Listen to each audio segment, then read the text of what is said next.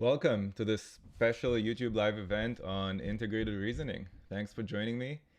And I suggest we jump straight into some official integrated reasoning questions. The purpose of this session is to share with you how to quickly and accurately get through quantitative specific integrated reasoning questions. So let's look at the first question of the day. I'll give you a bit of time to work on it.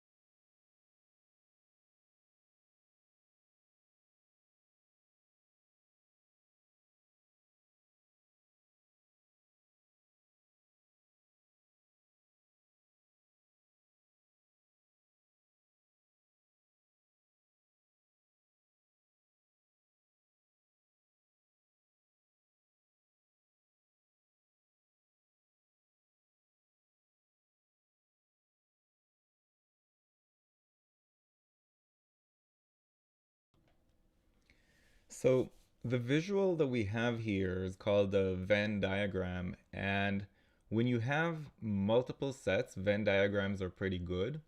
But in the GMAT, you'll typically only have a 2 by 2, meaning, in this case, you're either 30 years of age or older, or you're under 30. Either you have a high school diploma or you don't have a high school diploma. And so for GMAT purposes, I find that Venn diagrams are actually never the best approach. Instead, the best approach is to use a 2 by 2 matrix, also known as a Carroll's diagram. By the way, Carroll is Lewis Carroll, the author of Alice in Wonderland, and he and Mr. Venn had a great rivalry going back in the day, figuring out whose approach is better. But it turns out that for this type of question that we'd see on the GMAT, the 2 by 2s, Carroll is definitely the winner, Lewis Carroll. So what that would look like is you'd say, okay, I have the people who are 30 years old or older versus the under 30. And if we add those together, we'll get the total number of people. And then on the other hand, we have people with a high school diploma and without a high school diploma in total. So let's call it HS, HS with a roof on top, meaning no high school diploma, and total. So now what we have to do is transfer the information from the Venn diagram to the 2 by 2. And I think you'll see the benefits of the 2 by 2 matrix as we do that. So what do we have here? The 5, I see 5 people. I recognize that each of these is, I think they said it's 10, right? 10 students each. So that's 50 students. But I'm just going to scale it all down by a factor of 10 and just call it 5. So we've got 5 there in the overlap. And who's in there? Those are people who are 30 years of age or older. So that's this left side column. And they have no high school diploma. So that's the second row. So in there, I'm going to put my 5. Okay, so that's where the 5 came from that overlap. Now, at the very top, I'm going to have to count how many there are there. So that's 4 and another 4 and another 2. So a total of 10. So there are 10 there that are outside of the circles. So what can we say about these 10? They're under 30. And they do have a high school diploma because they're not in the circle that has no high school diploma. So they do have a high school diploma. That's the first row. So we're talking about the second column and the first row, and we put 10 in there. Now, in terms of time management, I would think that about maybe 1 minute into it, we'd get this far. Maybe a minute and a half if we're taking our time. Let's see what else we have. We've got 4 people who are no high school diploma. And where are they in terms of age? Well, they're not in the circle of 30 years or older, so they must be under 30. So we've got 4 who are under 30 with no high school diploma. So that would go in here. Now I can also pause and make a couple of inferences at this point. The column that has 10 and 4 will have a total of 14. The row that has 5 and 4 will have a total of 9. What else do we know? We've got 2, 5, 7, 9, 11. 11 people are 30 years or older, so that's the left column, and they do have a high school diploma. So that's 11 goes in here. I say they have a high school diploma because they're not in the circle that has no high school diploma. That means they do have a high school diploma. And now I can also fill in the rest of the cells here like that, and I can also tell there are a total of 30 without having to count them. So now I've completed my 2x2 matrix. And again, in terms of time management, let's say that we've spent 2 minutes. I'll be generous. Let's say it took us 2 minutes to get here. Now the question is asking, if we select a student at random from the 300, why does it say 300? Oh, right, because each symbol is 10 students. So I've got 30 symbols, so a total of 300, and we're going to select one of those 300. The chance that that student will be under 30 or a high school graduate or both. So that's a lot, right? Chances of someone being under 30, that's the 14. High school graduate, that's 21. Or both. So where would we be for both? That's the 10. But the 10 is part of the 14. And the 10 is part of the 21. So how do we think about that?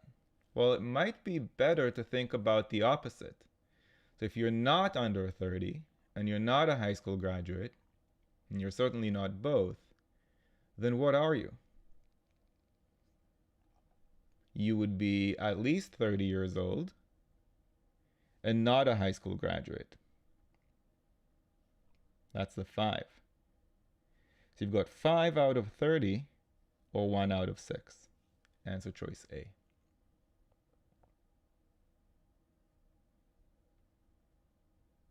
Now, is that right? I noticed it in the chat. Somebody likes A. What do you all think? Is this correct?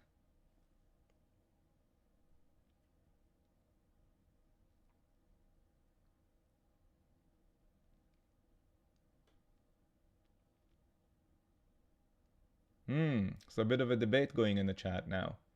Is it A or is it D? So what kind of mistake would someone make that would lead them to pick A? Why are people picking A here? And I tried to mimic that mistake myself. It's very easy to make that mistake. Yeah, it's the opposite of what they're asking, right? They want to know the chance that a student is under 30 or a high school graduate or both. Most of the students are one or the other or both. It's only 5 out of 30 that are neither. Yeah. So it turns out that actually the correct answer is A, because if we solve for the opposite of what they're asking, we get, sorry, did I just say A? The correct answer is D.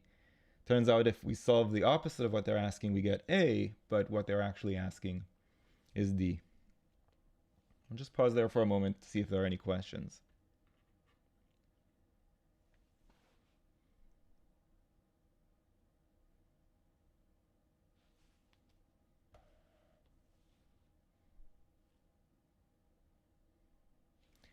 We do have another question on the same diagram, so I'll give you all a moment to try that.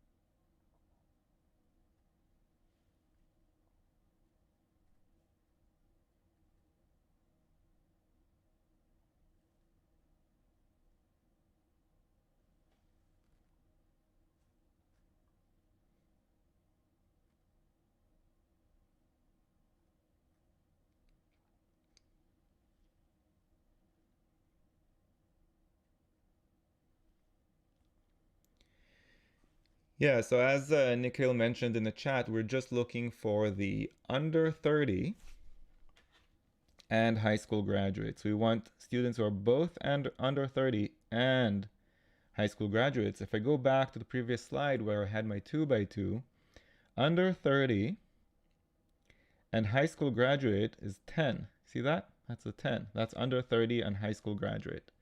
10 out of a total of 30, that's 1 out of 3. And I wonder if one of the takeaways here is that it's worth spending the time to make sense of the data that we were provided. Because if we do so, then the questions themselves really don't take very long. Like once we have that 2x2 matrix, the first question is probably the harder one because it had the that, and that can confuse us a bit. But it wouldn't be any easier without the 2x2. So, and then either you know how to solve it or you don't, but it won't take more than 15 seconds, let's say, maybe 20 if you're taking your time. And then the second question, you already have the 2x2. So how long would this second question take? I don't know, 10, 20 seconds, something like that. So if we have approximately 5 minutes for the two questions, do you agree? Like, let me know in the chat and let me know in the comments if you're watching this after the fact. Do you agree that 5 minutes is a long time to read the question, digest the information, put it into a 2x2, and then solve the two questions?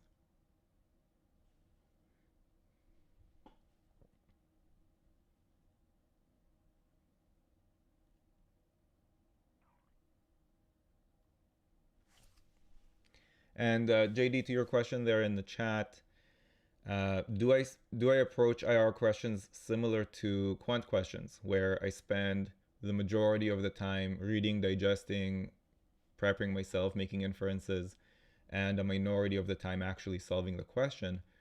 I think the answer is yes. Yes. It's hard to give a general answer because every question is unique, but I would say that in general, yes. I spend the majority of the time reading, digesting, thinking, making inferences, and very little time actually solving questions. Yeah, it's similar to to Quant. And by the way, the same goes for critical reasoning and even sentence correction. So kind of across the board, in a test of reasoning, it makes sense to take the time up front, do a good job in the front end work, and then the back end is usually pretty quick. Let's try this one about the Tyrannosaurus Rex, my son's favorite dinosaur.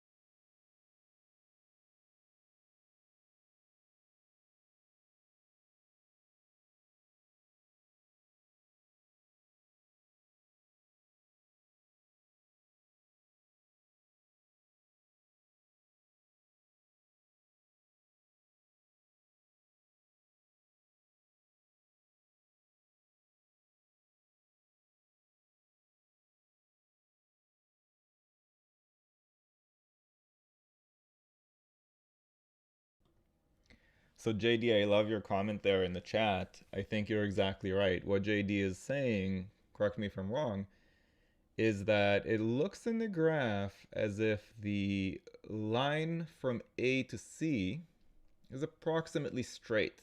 Like that part of the graph seems more or less linear between A and C. And therefore, it's probably fairly safe to say that point B, is the average, approximately. It's the average of that part of the graph between A and C. Because A is just under 1,000, C is just over 5,000, and B is right at 3,000, which is more or less exactly the middle of those. And looking at the years, we know that it's ages 12, 16, and 20, where 16 is halfway between 12 and 20. So that just increases my confidence level that this part of the graph is linear. And I think you're absolutely right, JD. I think that's the way to solve this, is to say, look, B is the average weight for those 8 years from 12 to 20. Careful though, because the question is asking about the average age from 12 to 30. So we do need to also think about what happens after age 20. So in that part of the graph, that looks to be somewhere around 55, maybe 5,600, something like that. So for 10 years, you're looking at around, let's call it 5,500. But for these 8 years, on average, you're looking at 3,000. So thinking about averaging 3,000 with 5,500, and would you think that the overall average should be closer to 3,000 or closer to 5,500? What do you all think? Let me know in the chat and in the comments. Would you expect the overall average for the entire range of ages 12 to 30? Would you expect the overall average to be closer to 3,000 or closer to 5,500, and why? Or maybe you'd expect it to be right in the middle. Where would you expect to see it, and why?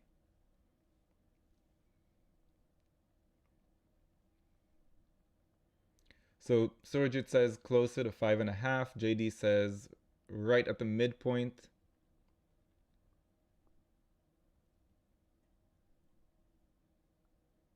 Because both have 9 elements each. Is that true though? I'm thinking between 12 and 20, that's 8 years. And between 20 and 30 is 10 years.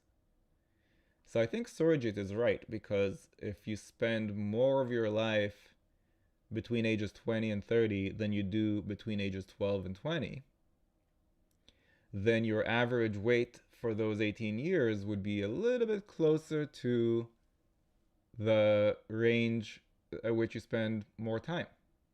So a bit closer to 5.5 than you are to 3. Now the midpoint between 5.5 and 3 would be 4.25, and you're right, Surajit, it would be more than 4.25, which only leaves us with answer choice C, because we made an inference here that the overall average must be a bit more than 4.25,000. And I think what's cool with this integrated reasoning question is we didn't really use any pen and paper. Unlike the first question of the day, where we had to translate the Venn diagram into a Carroll diagram, and that required quite a bit of pen and paper, this question required none. Gaurav, do you understand why it's not right at the middle? Because you're spending more of your life in those last 10 years between 20 and 30 than you are, not you, the Tyrannosaurus Rex is spending more time at that heavier weight than in those ages between 12 and 20. So it's a weighted average slightly skewed towards the heavier weight.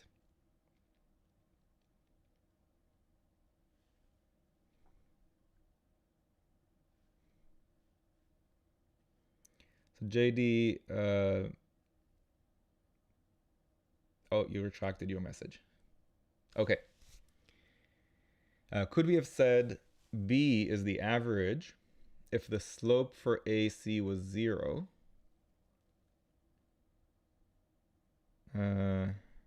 Oh, 0 or 1 or half or 0.9. It seems like I can say B is the average whatever the slope. That's correct.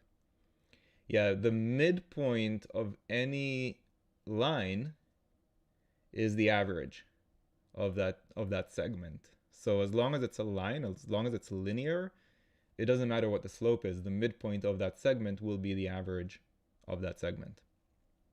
That's correct. Okay, there is a second question for this graph. And it's a percent change question. Percent change. So what I suggest as you think about this question is maybe try to solve for the change factor, by what factor is the number changing, and then translate that into a percent change. That's how I would do it. Give it a try.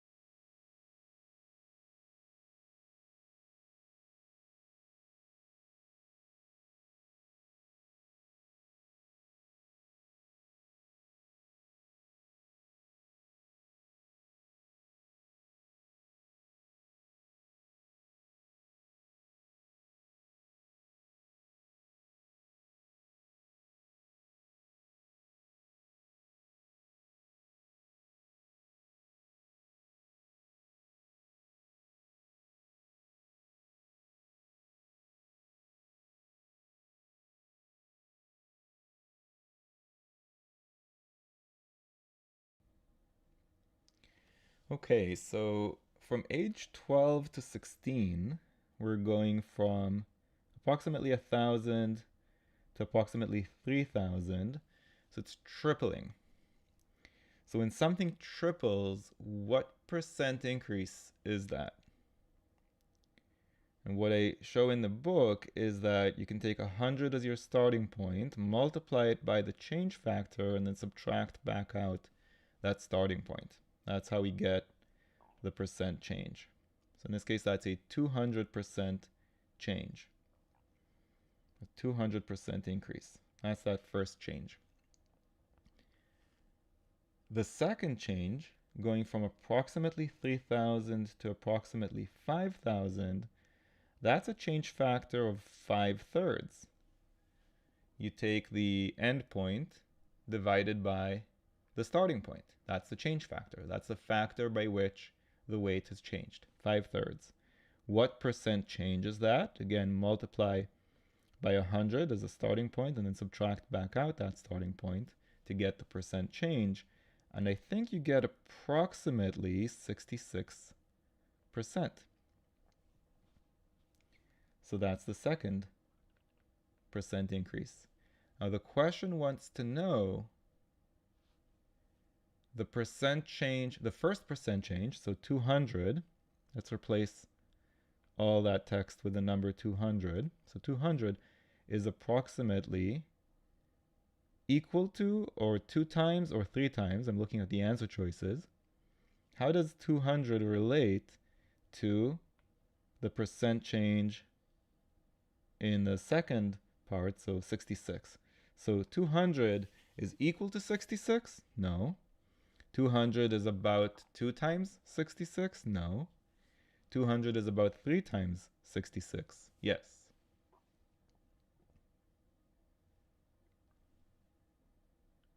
Any questions on that?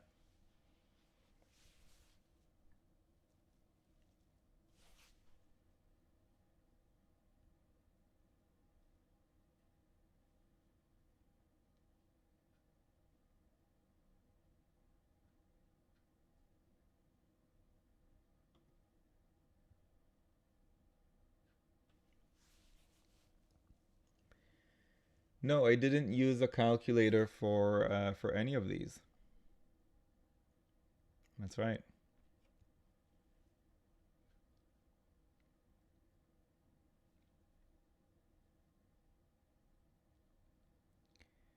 No, no need to. I mean, you have a calculator in integrated reasoning, so you could use one, but I didn't.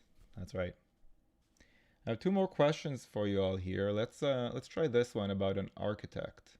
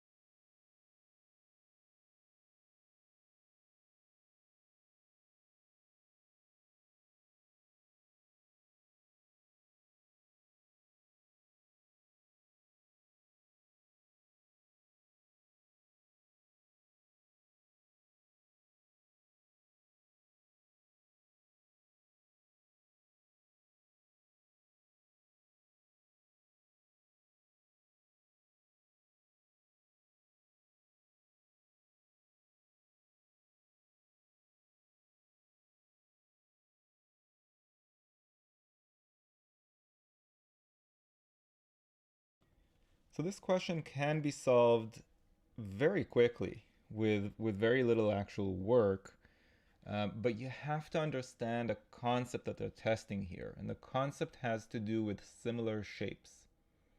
You see, I would say the three most important words on the screen right now are spheres, because spheres, also known as balls, also known as three-dimensional circles, are automatically similar shapes, right? All spheres in the universe look exactly the same, except they're blown up or shrunk, right? But their dimensions within themselves are all identical.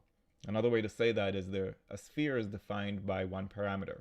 If you tell me the radius, I know everything I need to know about the sphere.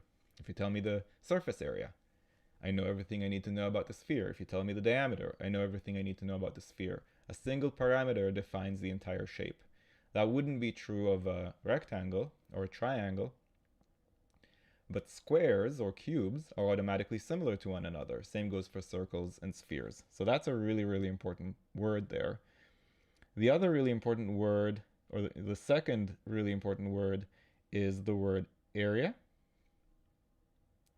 And the third really important word is the word circumference that we have here and here. Okay, so where do we go from here? A circumference is a length. You measure it in feet or inches or centimeters.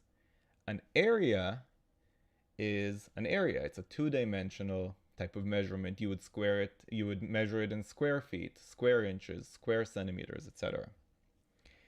So if I can tell the ratio of these sizes of circumferences, I could then infer by squaring that ratio the ratio of the areas. So as a rule, and I think that's really the concept that they're testing here, if you know the one-dimensional ratio of similar shapes, you can square that ratio to get the two-dimensional ratio of those shapes. Meaning if I know the ratio of side length of a cube to side length of a smaller cube, then the ratio of the surface areas of the two cubes would be the square of the one-dimensional ratio. I could even compare the volumes of the cubes and say that the bigger cube has a volume that's that one-dimensional ratio cubed to the volume of the smaller cube. And I go into all of that in my book as well.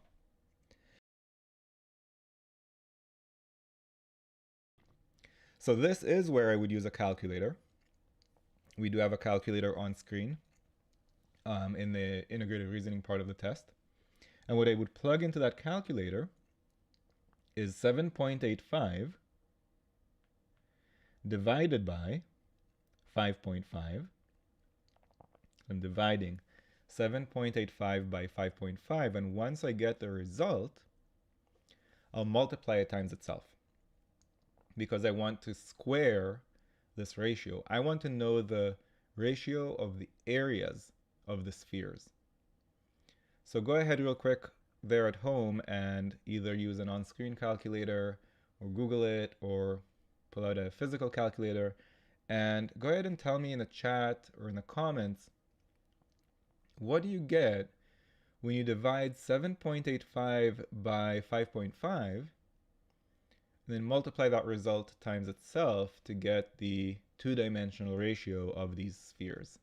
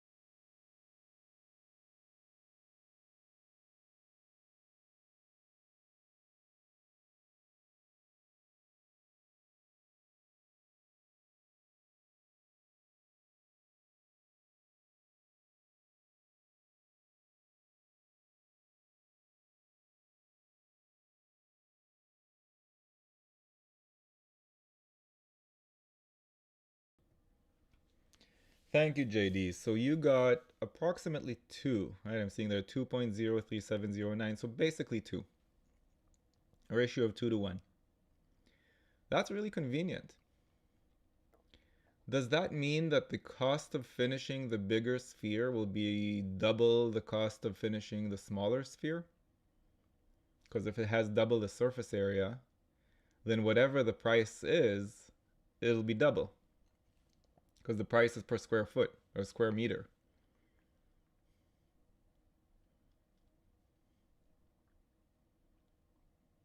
Yeah, approximately 2 to 1. So here's the big question for all of you. How many different combinations of finishing costs do you believe will have a ratio of 2 to 1?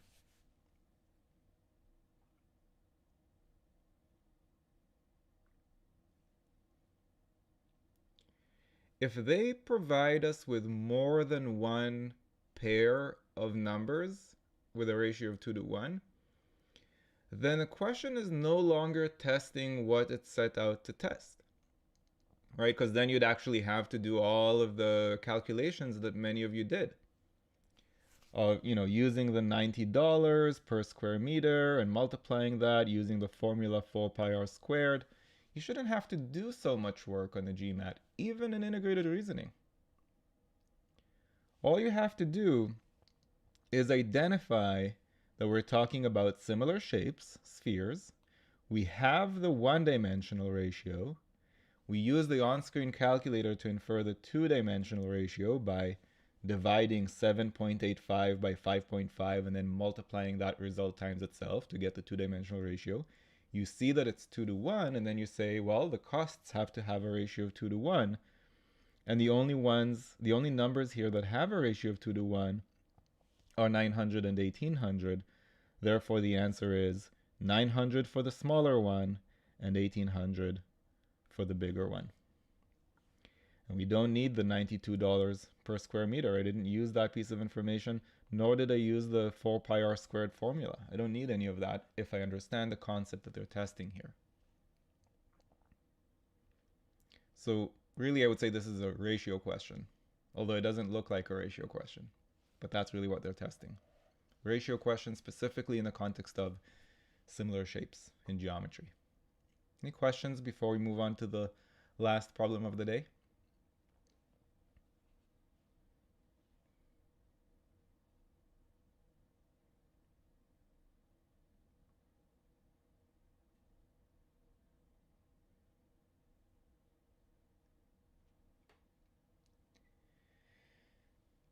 I squared JD because the question is about something that's two-dimensional,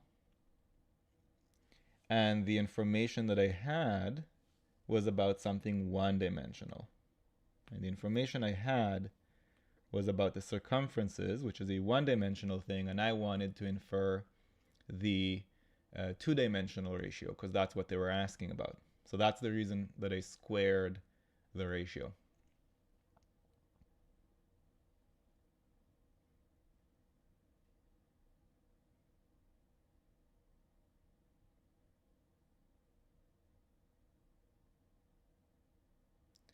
JD is asking, what about a rectangular prism where the surface area is 2AB plus 2BC plus 2AC? In that case, would I also square? The answer is yes.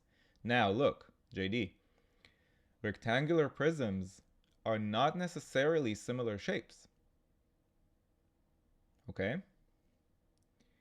If they're similar shapes, meaning one is just a zoomed in or zoomed out version of the other, so they look the same except one is big and one is small. If they're similar shapes, and we knew the ratio of, for example, length to length, or width to width, or height to height, if we knew one of those ratios, they would all be the same, by the way, right? If they're similar rectangular prisms, then the width to width is the same as the height to height, which is the same as the length to length. They're all the same ratio. If we knew one of them and I wanted to know the ratio of the surface areas, yes, I would just square it, and that would work.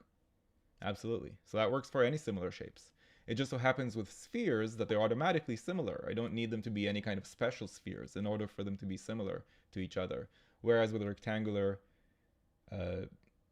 prisms, they may or may not be similar shapes. But if they are, then yes, this will work.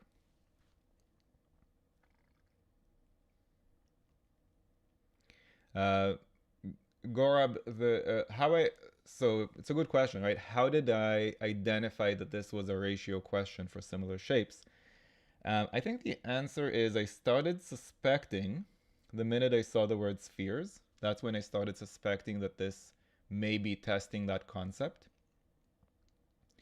And then they started talking about the exterior of the spheres, right? And then they said area, right? Surface area. So then I was already thinking, okay, we're comparing the two-dimensional properties of these similar shapes. And then I figured that if it's true, if they're testing what I think they're testing, then this part isn't that important, right? And then I got to that later part that gives me the ratio of the circumferences. And at that point, I was like, okay, so I know the one-dimensional ratio, and I might as well go ahead and infer the two-dimensional ratio using the on-screen calculator. And from there, I just found the two numbers that have a ratio of 2 to 1. And I was very confident that there would only be one pair of answers with a ratio of 2 to 1, because I know what the GMAT sets out to test. And I know that if they offer me more than one pair that fit the ratio, well, then it's not a very good integrated reasoning question. Because then that would force us to use the $92 per square meter, which takes a long time. I don't want to do that. All right. Last question of the day.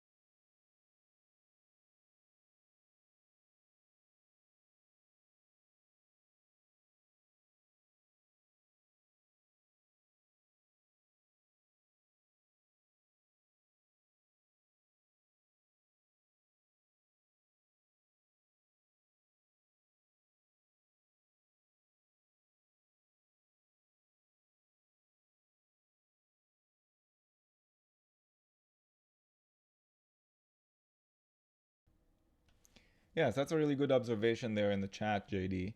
I wonder what is your all reaction when you get to this point in the question? And specifically, I want to know what's your reaction to the 5%? Do you find that number surprising, or is it within the range that you expected it to be? And if so, what is that range? And where does 5 fall within that range? So I know that's a lot of questions. Take your time, think about it. And let me know in the chat or in the comments, what's your reaction to the 5%?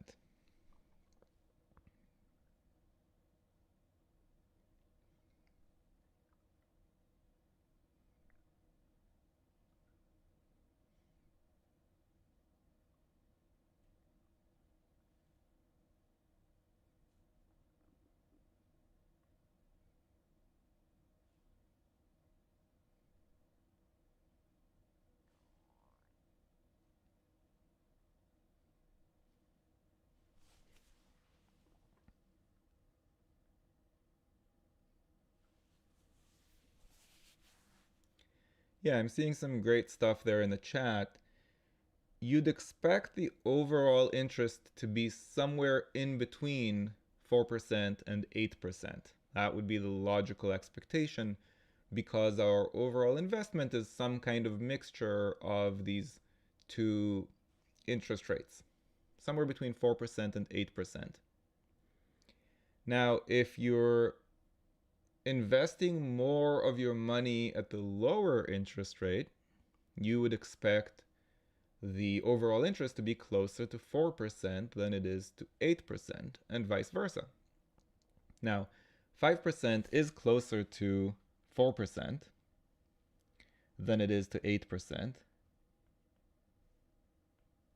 And when I think about the distances on either side, that's 1 and that's 3. So it's fair to say that the interest that we earned at the end of the day is 3 times closer to 4% than it is to 8%. But why is that? Why would you get an interest that's 3 times closer to 4% than it is to 8%?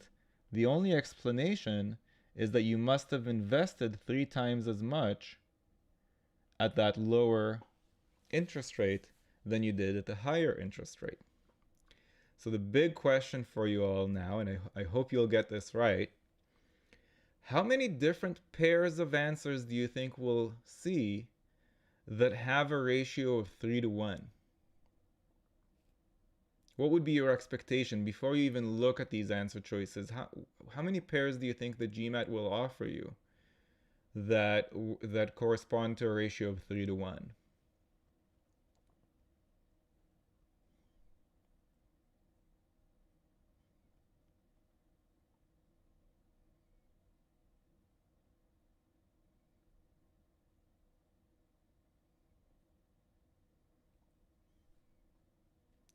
Yeah, the GMAT is only going to give you one pair of answer choices that has a ratio of 3 to 1, and so all you have left to do is find that pair.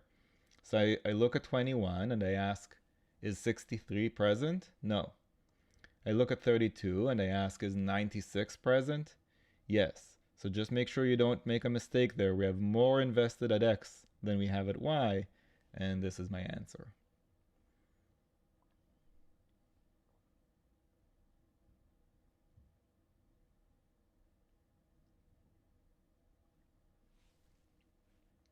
So any final thoughts or questions before I call it a day?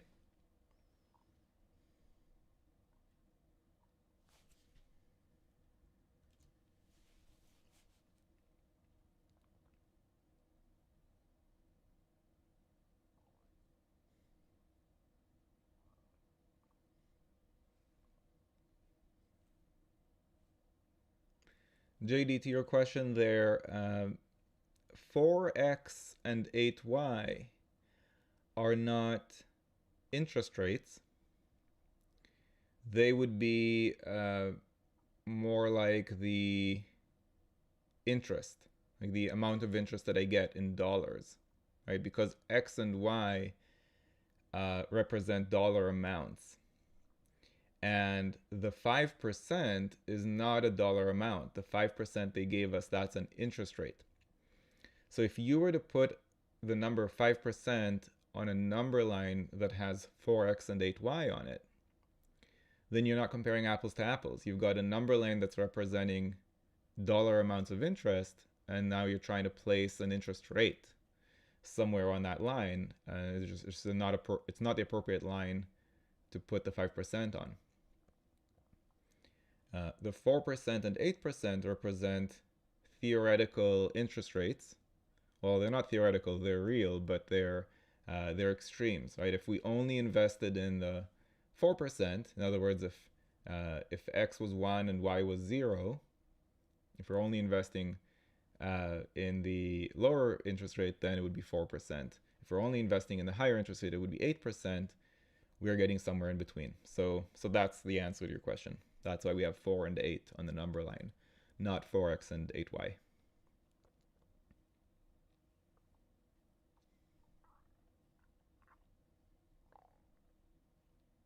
Yes, I agree, Gaurav.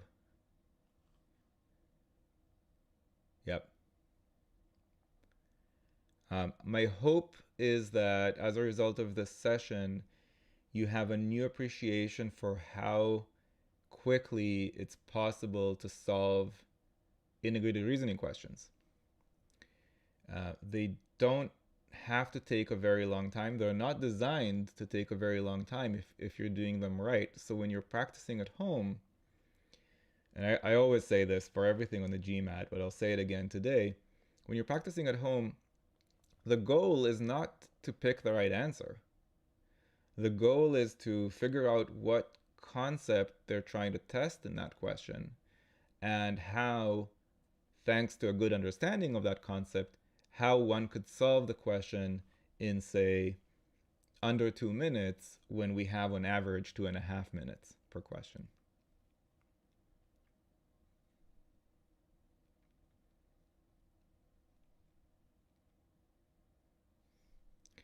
JD, I think that's a perfectly fine strategy. Okay, so if you've identified that multi-source reasoning questions are your weakness in integrated reasoning and you're not looking for a score of 8 out of 8, then I think it's a perfectly fine strategy to say, you know what, I'm going to take my 30 minutes and spend them on just 9 questions instead of 12 and just not do the MSR. I think that's a fine strategy.